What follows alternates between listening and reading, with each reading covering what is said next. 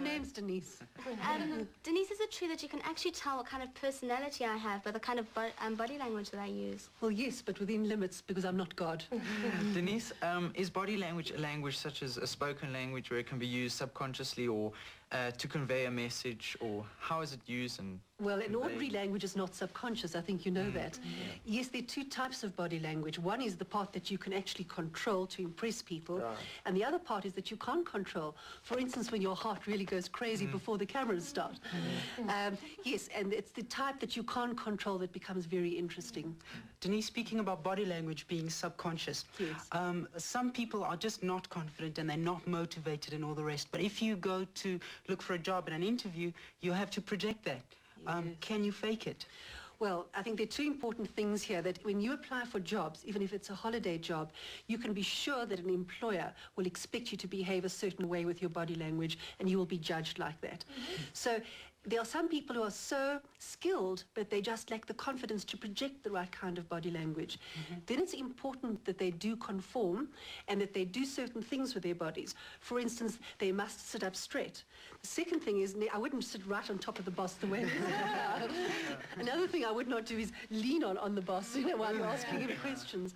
And he will expect a direct gaze, so that you're not always looking down, because that would be a sign of confidence. You will be judged in that way.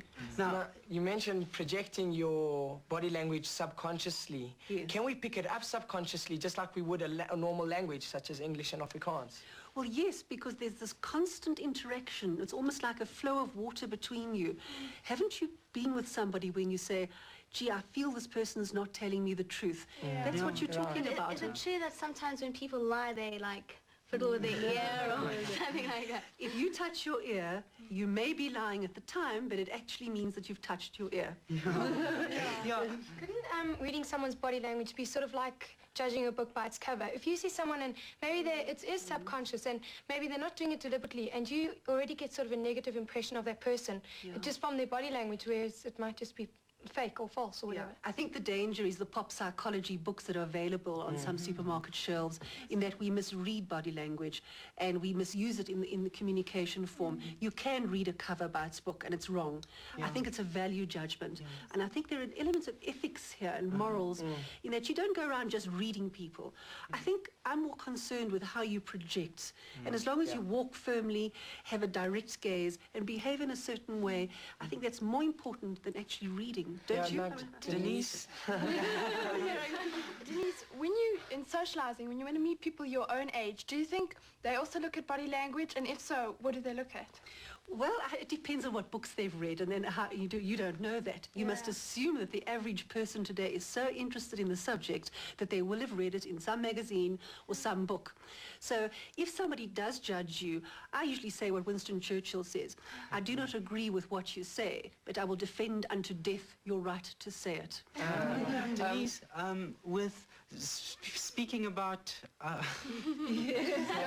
tells me that you're a little bit embarrassed because you knew he was going to say something. It's okay. You can think about it. Sometimes I have problems and I want to ask a girl out. I don't know how to use my body language correctly, and I don't know how to pick her body language up. I don't know if she's interested or not.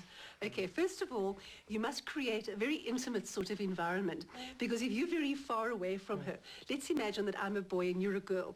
If I'm that far away from you and I ask you out, it's unlikely we're going to build a closer, more meaningful relationship. So I've got to get sufficiently close without upsetting you. But what if I attack your intimate zone, though? Well, that could be a threat, and I think one must be sensitive and not to get too close, on the first date. Well, guys, sorry to cut you off, Denise. Unfortunately, we've run out of time. I'm sure we're all going to be expert body language people, and I hope you guys are as well. And thanks very much for coming to the studio, Denise. Thank you. Thank you.